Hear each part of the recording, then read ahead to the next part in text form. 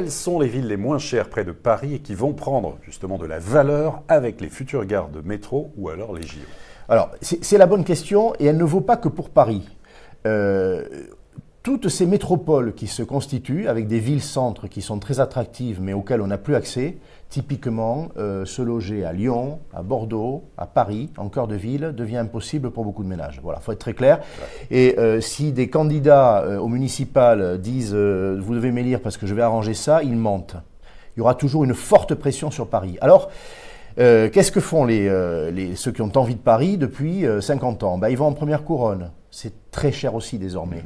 En deuxième, en troisième couronne, on parle de 4 couronnes autour de Paris. Ouais. Alors, il faut imaginer ce concept complètement cassé. Alors, on voit d'ailleurs la carte là derrière vous, Henri, ou à côté de vous. Elle est précieuse, cette carte. Sur le Grand Paris Express, et les enjeux qui sont énormes. Tout est dit.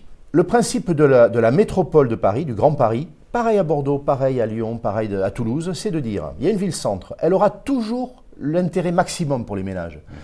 Il y aura toujours tous les musées à Paris, les salles de spectacle, les meilleures écoles, etc. Bon. En revanche, on va imaginer que grâce à des infrastructures de transport, de manière radiale, on va faire des rayons.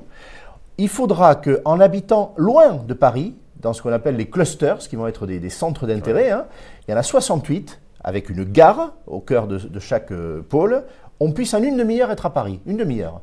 Donc on va avoir, si je m'autorise l'expression, le beurre, l'argent du beurre. On va avoir la possibilité d'être à Paris, mais on va vivre dans des lieux beaucoup moins chers, 3-4 fois moins chers. C'est ça l'histoire, 3-4 fois moins cher.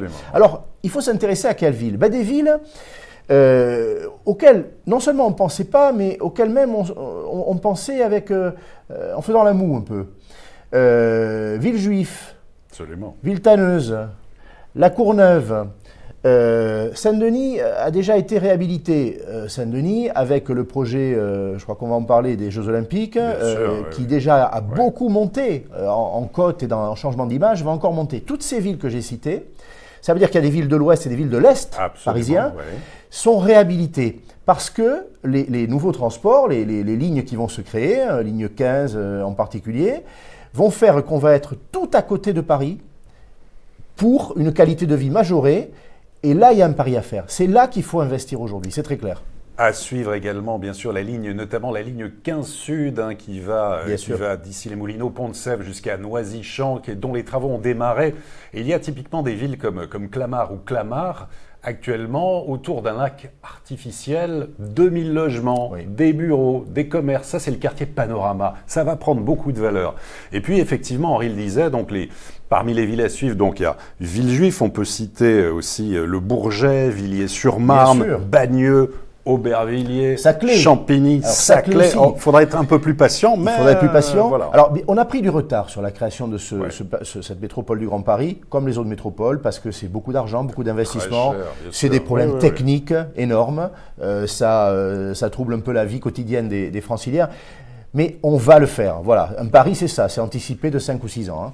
Et puis bien voir donc toutes ces communes qui vont être dotées d'infrastructures, effectivement avec de la mobilité, de l'emploi et donc des besoins en logement, c'est ça véritablement qu'il faut surveiller. C'est 80 000 logements qu'on va construire dans cet espace-là. On en fait aujourd'hui le 10e.